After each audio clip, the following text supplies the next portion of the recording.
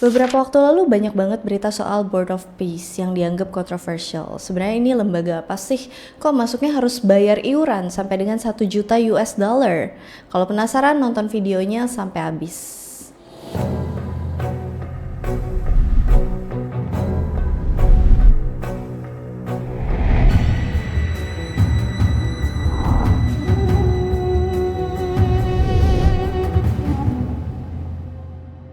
Ide soal Board of Peace atau Dewan Perdamaian ini pertama kali muncul di akhir 2025, waktu Presiden Amerika Serikat Donald Trump mulai terang-terangan ngeritik cara penyelesaian konflik yang selama ini tuh terlalu bergantung sama PBB. Di beberapa pernyataannya, Trump bilang struktur PBB itu tuh terlalu lelet, kebanyakan birokrasi dan sering mentok gara-gara kena veto di Dewan Keamanan, terutama soal Gaza. Padahal mah Amerika sendiri juga yang sering pakai hak veto itu. Dari situ Trump ngelempar gagasan buat bikin forum alternatif yang anggotanya lebih dikit, lebih fleksibel, dan isinya negara-negara yang siap ambil tindakan tanpa harus nunggu kesepakatan global yang lama. Badan ini pertama kali diumumin Trump di World Economic Forum di Davos tanggal 19 sampai 23 Januari 2026. Selain itu pembentukannya juga dikaitin sama resolusi Dewan Keamanan PBB yang menyebut BOP sebagai badan yang berperan mengawasi proses perdamaian dan rekonstruksi Gaza setelah lebih dari 2 tahun perang yang ngancurin wilayah itu.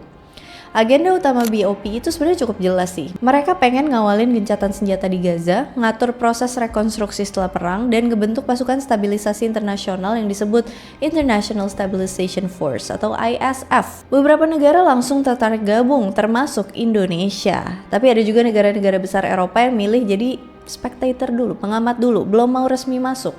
Alasannya apa?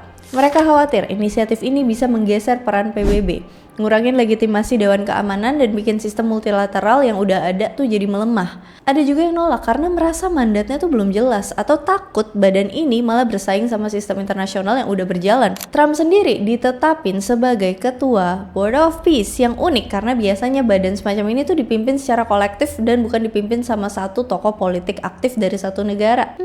Kayaknya Opa Trump kebelet banget ya mau jadi seksi repot.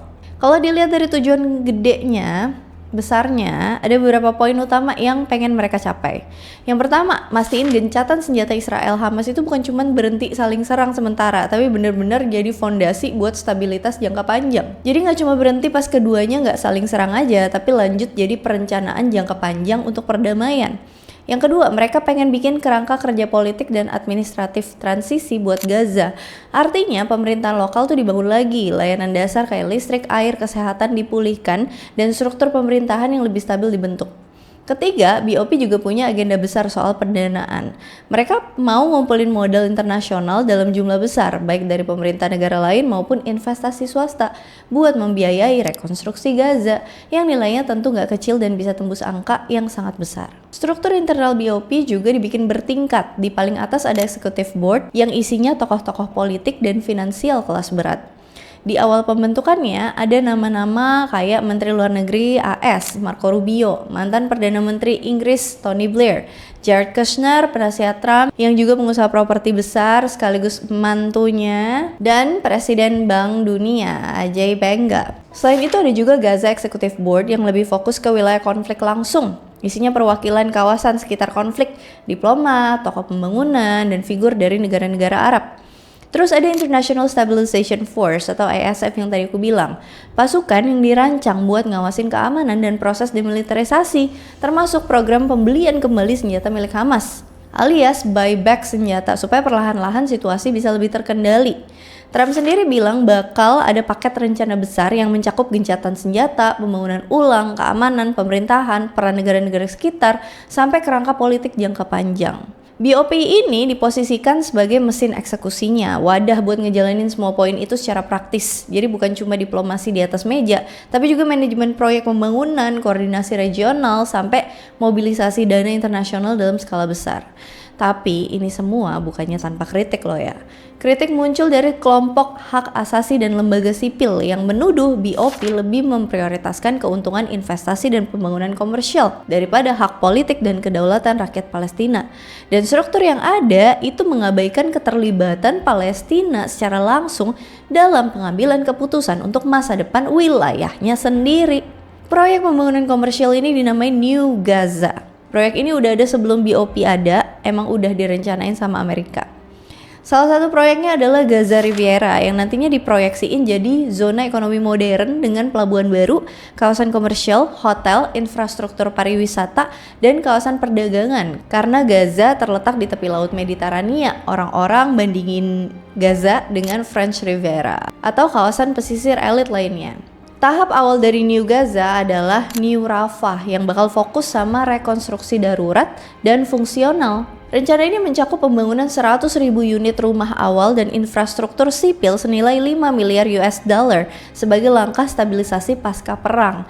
Dan juga jadi titik awal penempatan International Stabilization Force, di mana pasukan dari negara-negara anggota BOP bakalan mimpin pengamanan sektor awal di Rafah. Tapi New Rafah ini dikritik karena dilihat kayak upaya buat mengelompokkan rakyat Palestina ke dalam zona-zona aman yang terjaga ketat biar mereka nggak kemana-mana. Begitu juga Gaza Riviera yang kena kritik keras karena dianggap sebagai upaya pembersihan etnis terselubung, di mana identitas Palestina dihapus demi kepentingan real estate dan investasi global.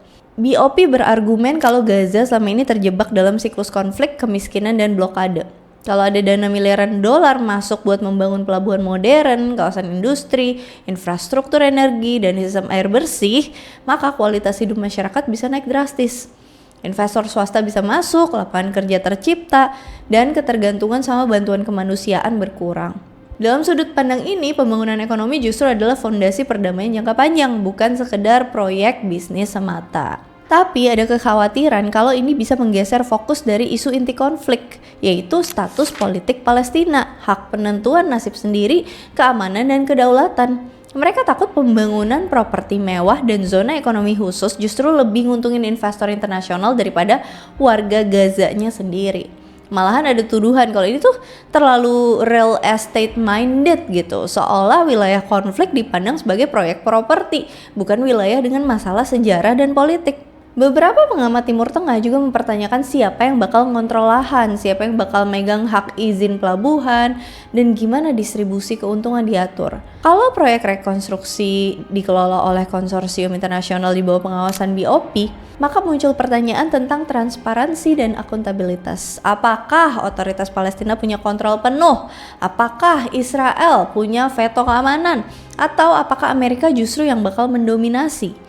Ada juga yang menilai BOP ini bisa jadi alat buat memperluas agenda politik luar negeri Amerika Serikat di bawah Trump. Gak cuman sekedar menyelesaikan konflik Gaza. BOP soalnya jadi sesuatu yang dibuat sama Donald Trump buat ngasih tahu ke dunia kalau siapa yang jadi bos atau raja di dunia ini. Kayak dia bisa berbuat apapun yang dia mau karena dia tahu gak ada yang berani sama dia. Seenggaknya sampai saat ini. Apalagi belum lama ini dia nyulik presiden Venezuela. Mungkin aja nanti setelah Trump udah gak jadi presiden Amerika, dia tetap bakal jadi ketua BOP ini. Dan Trump udah nunjukin kalau dia bisa backup Israel buat ngelakuin apapun yang dia mau di Gaza tanpa ada konsekuensi apapun. Masalah lainnya kayak gagasan memperluas mandat ke konflik lain di dunia atau memposisikan BOP sebagai semacam alternatif dari Dewan Keamanan PBB. Negara lain bilang kalau penting tetap menjaga peran PBB dalam menyelesaikan konflik global. Takutnya nanti semua masalah dunia bakal diselesain sama BOP, nggak sama PBB lagi. Trump makin jadi raja dunia. Selain itu ada isu-isu kontroversial di sekitar BOP. Salah satu isunya adalah kalau badan ini ngasih peran dominan ke Trump sendiri dengan jabatan ketua yang nggak dibatasin sama masa jabatan dan ketentuan keanggotaan permanen yang ngasih syarat kontribusi finansial yang gede. Contohnya harus membayar 1 miliar USD buat jadi anggota tetap, dan itu cuma berlaku 3 tahun aja. Kalau mau perpanjang jadi anggota tetap, ya bayar lagi setelah 3 tahun. Dan mungkin aja biaya daftarnya itu bakalan naik dibanding pertama kali daftar. Udah gitu, walaupun para anggotanya boleh kasih suara dan pendapat, tetap aja keputusan finalnya itu ada di Trump. Jadi mestinya negara anggota yang udah tahu bakal kayak gitu kondisinya, mereka mungkin aja lagi dalam keadaan tertekan. Mereka masuk ke situ itu jelas karena nggak punya pilihan, nggak punya posisi buat bernegosiasi. Seolah nunjukin banget kalau mereka masuk ke situ karena mereka lemah. Mereka nggak bisa berbuat apapun kecuali nurut sama apa yang diinginkan sama si opa-opa satu itu tuh. Kalau nggak nurut nanti dinaikin tarifnya atau segala macam, perizinan bakal dipersulit atau mungkin aja presidennya diculik. Bestinya Amerika alias Israel nolak bayar nih. Alasannya mereka adalah pihak yang terdampak langsung konflik dan nggak seharusnya dibebani kontribusi finansial tambahan. Israel sendiri sebenarnya kayak males-malesan juga ikut BOP ini. Hal yang kontroversial lainnya adalah Palestina justru nggak diajak masuk jadi anggota BOP. Lucu nggak sih? Cuma satu pihak yang berkonflik aja yang diajak jadi anggota, ini jelas bakalan berat sebelah ya. Dan setelah Trump koar-koar soal BOP ini, banyak negara yang gabung ke situ, Israel ngelancarin serangan dong ke Gaza. Kayak nggak peduli sama BOP ini. Tanggal 19 Februari 2026 ada pertemuan perdana digelar di Washington DC. Dalam forum itu diumumin komitmen dana sekitar 7 miliar US dollar dari negara-negara anggota. Sementara Amerika Serikat janjiin tambahan 10 miliar US dollar yang masih harus ngelewatin persetujuan Kongres Amerika. Selain dana, beberapa negara juga menyatakan kesiapan buat ngirimin pasukan buat ISF. Presiden Prabowo Subianto ikut hadir dan menyampaikan dukungan aktif Indonesia dalam misi stabilisasi ini. Tapi banyak rakyat Indonesia yang nggak setuju buat gabung ke BOP karena dianggap mendukung dan mengakui berdirinya negara Israel. Biaya pendaftaran jadi anggota yang sampai 1 miliar USD juga jadi alasan lainnya, karena di dalam negeri sendiri itu lagi banyak masalah yang butuh dana besar. Kayak bencana nasional, bencana alam di Sumatera beberapa waktu lalu, dan uang segitu juga bisa dipakai buat bangun sekolah atau rumah sakit di daerah-daerah terpencil. Oh ya, jangan lupa juga kalau data rakyat Indonesia itu diminta loh sama pemerintah Amerika Serikat. Kalau menurut kalian gimana gigs? Apa udah benar Indonesia gabung BOP atau sebenarnya Indonesia terpaksa ikut karena tekanan Amerika? Apakah tindak tanduk BOP benar-benar mencerminkan peace nantinya? Atau sebenarnya Amerika dan Israel udah capek pakai senjata, makanya sekarang pakai cara dengan berkedok investasi? Terus gimana menurut kalian juga tentang berita baru-baru ini, tentang perjanjian antara Trump dengan presiden kita, yang dimana Amerika masuk tanpa tarif, dibebaskan tanpa tarif, dan Indonesia harus membayar 19%. Oke, sampai di sini dulu ya pembahasan soal Board of Peace. Seperti biasa, kalau misalnya ada yang mau ditambahin, ada yang mau di request, ada yang mau didiskusikan, ada yang mau dikoreksi, komen aja di kolom komentar. Jadi lesu ya, gimana ya masa depan bangsa ini, negara ini. Thank you so much for watching, I hope you guys like it, and I'll see you again on my next video. Bye.